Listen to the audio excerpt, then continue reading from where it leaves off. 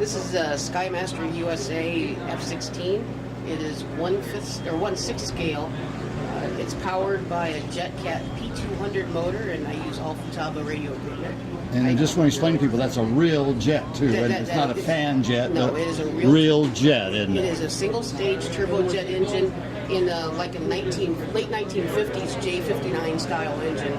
A single-stage turbofan, kind of like the old torpedo tube you see on a 737. Exactly. Nothing too complicated. And if you get the camera up top, you can actually see the engine. Yeah, we're going to go back there and we're going to let you explain to us the engine. That's the intake. And if you actually go I wanted people to see the intake. If you go really under and go straight back, you can see the engine from that spot. Looks like we got a dead stick. And you can see the screen that I have a FOD screen in front of the engine, and that keeps the debris from. See if that came out. I have to have this this alternative speaker on here. Okay. Because what happens, you hear the computer running inside of the doggone camera. I hear you. So we'll go back in here now. And this is a replica of the Air Force Thunderbirds, of course. That is correct. We'll show it on the tail, and we'll have this gentleman show us the kind of workings for the most part here. Yeah. And we'll just dip down into here, and there you can see what you saw from the intake from the top view, and that screen is basically a protection for the intake of the air, so you don't suck rocks out of the engine. Right, because it's sucking air. Exactly. To turn the turbines. The P200 engine produces 52 pounds of thrust. So it's got a lot of power. Got a lot of power. Yeah, it's a 30 pound airplane dry. It's about 52 pounds wet. Fuel. Huh? Yeah, I carry 14 pounds of fuel on board. 14 pounds of fuel, and so people know it's kerosene.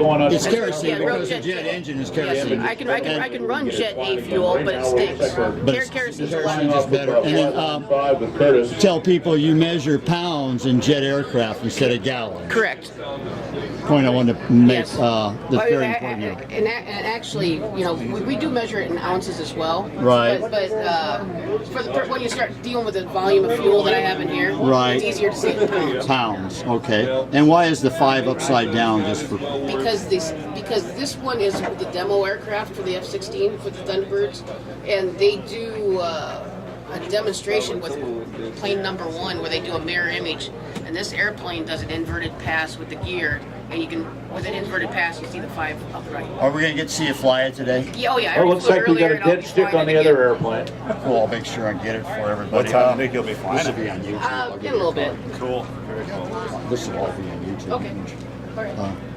Anything else you want to say about the aircraft? No, other than that, it's actually an ARF. It comes almost ready to fly, yeah. So if people know what an ARF is. Correct. Almost ready to fly. And we'll look up the butt end of this. Yep. And it looks not that much different than a regular jet engine exhaust, except Correct. they don't have an afterburner sitting in there. Yeah, that is against the rules from our insurance. Is that what the deal is? Yes. Okay. There's a gentleman in Russia that makes a full working afterburner, and it's spectacular to see it run. Yeah, because these engines aren't very efficient, and, and that extra kerosene, they're just igniting, actually. Exactly. If you go underneath, you can get a look at the landing gear. It is scale landing gear, and it's oil over air struts, so it's a full working suspension. Once you lift it up, there you go. We'll just get up here. Look inside the wheel well, you can see the bottom side of the engine, because the engine is fully exposed. You notice that there's pins holding the landing gear, and that is because this gear does not lock in the down position. You need the air in the system to keep it upright. Were these, the company Robart that makes a lot of these, They don't make anything as intricate as this. This gear is entirely hand machined aluminum. Oh wow.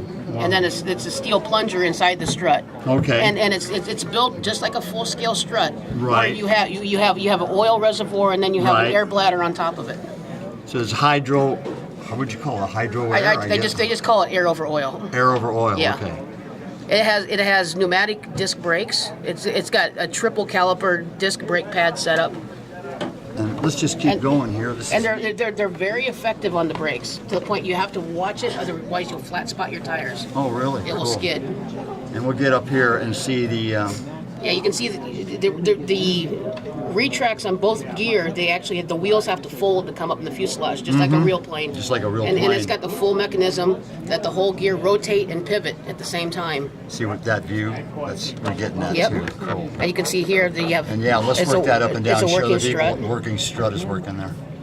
It will take a ton of abuse on a bad landing without braking, and I have proven that to be true. Huh. Well, a lot of thing people always want to know too is the cost of something like this. The cost of this airplane, it's $5,500 for the airframe, and that includes the landing gear, But not the jet. without the engine of the electronics. So how much would the jet and electronics it's about cost? $2,000 worth of electronics in the airplane. So you're talking And that- damn near $10,000. Oh no, we're way over that because We're way over that? The engine's Okay. $5,500. Oh, the engine's. Oh, okay. Yeah, the engine costs as much as the airframe. And who makes the engine? Again? JetCat. Are they American company? They are German. They're German. Yeah, they have an American facility. Bob Wilcox's Right. company in California is JetCat USA, which they're good friends of ours, and they take care of us very good. And they make all different size engines. They have a 5.5-pound thrust engine that's just a little tiny, the size of a fist. And then this is their largest engine with a P200. Thanks a lot, bud. By the way, what's your name? My name is Tony Quist. Do you work for a company here in town? No, I am a member here at Sun Valley Flyers. I've been a board member and vice president of this club for years, and I'm a civilian now. I retired. You know, no more politics for me. I'm just here to fly. Thanks, bud, for You spending bet. the time to do Not this. a problem.